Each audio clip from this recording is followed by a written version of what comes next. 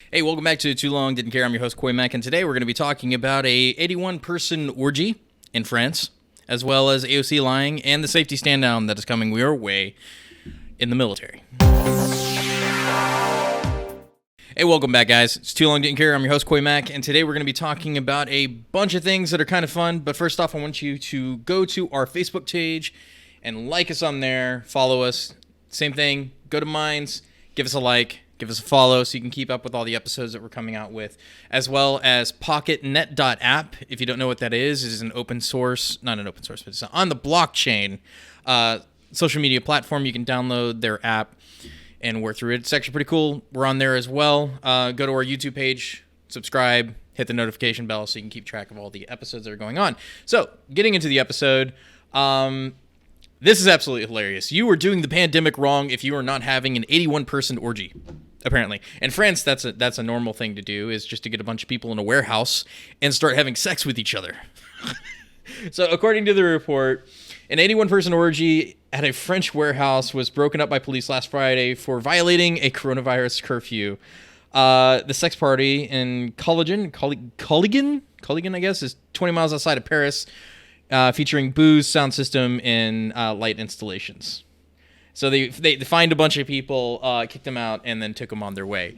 I think that most of our lives are pretty effing boring to begin with, but then there are people out in France apparently that are just banging it up in the middle of a pandemic when they're not safely social distancing. I don't know how you safely social distance while having an orgy. I mean, do you just wear the mask and like just go to town? I don't know. I think it's funny. Obviously, apparently, the CDC would very much frown upon having orgies at this point in time. So don't do that. Moving on, the Pentagon is stumped because they say that there is rampant extremism in the ranks as well as white nationalism. So they're going to be doing a stand down for the next 60 days. The U.S. military one day acknowledged that it is unsure about how to address white nationalism and other extremism in its ranks, and it plans to have a military-wide stand down, pausing regular activities at some point for the next 60 days to tackle the issue. I don't know about you, but most of us who have ever been through safety stand downs, they are awful. They are awful. It's generally going to be a NCO who doesn't want to be there that's going to be probably hungover from the weekend, trying to do a PowerPoint over why being a racist is bad. Same thing with what they do of, don't sexually assault people, don't put your finger in gun holes, and other things of the nature of don't be dumb. We're just going to get more of that for the next 60 days. I honestly don't know how they plan to tackle or address any of this, because it's ridiculous. Like, at this point in time, the left has so many wide and different definitions of what makes a white nationalist and what makes an extremist that nobody knows what's going on. Because me, personally, I think if you're in the Klan, that's a white supremacist, a white nationalist who wants in a white ethno-state, that's a white nationalist. Having a Gadsden flag does not make you a white nationalist, nor does it make you an extremist. Because that is the flag of our founding fathers who used that as don't step on me, don't tread on the United States. It is a historical flag, and I will not let anybody take that away from us. Me personally, it is not a symbol of white supremacy. It is a symbol of fear to the left and their authoritarian dictatorship that they're wanting. Because that's where we're going with all of this. Having these people do basically a loyalty test for the military is not going to do anything good for any of us. None of us are going to have a good time with that. All this is going to be is an indoctrination on a PowerPoint of saying how white nationalism is bad, being a racist is bad, don't be a racist. And it's just going to be that for 60 days. They're just going to have PowerPoints of don't be a racist for 60 days. The same way that the Air Force has that whole goose PowerPoint. If you haven't seen that, that's absolutely hilarious, where they're saying don't fuck with geese and you won't get bit. That's basically what's going to happen.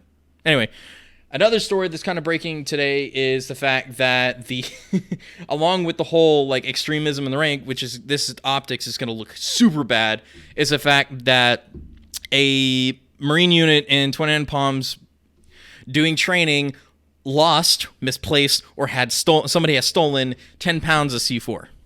10 pounds. That's a lot of C4 to just kind of go missing.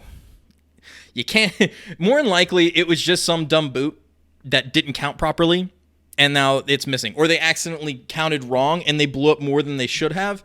And so their counts are off, and now everybody's fucked. And now they're looking at trying to extend their actual training by, 2 weeks or more? They were already there for 2 weeks. This happened 2 weeks ago, and now they're talking about extending their training until they find it. You thought losing 2 rifles were bad, losing 10 pounds of explosives to the Marine Corps is going to get you jail time.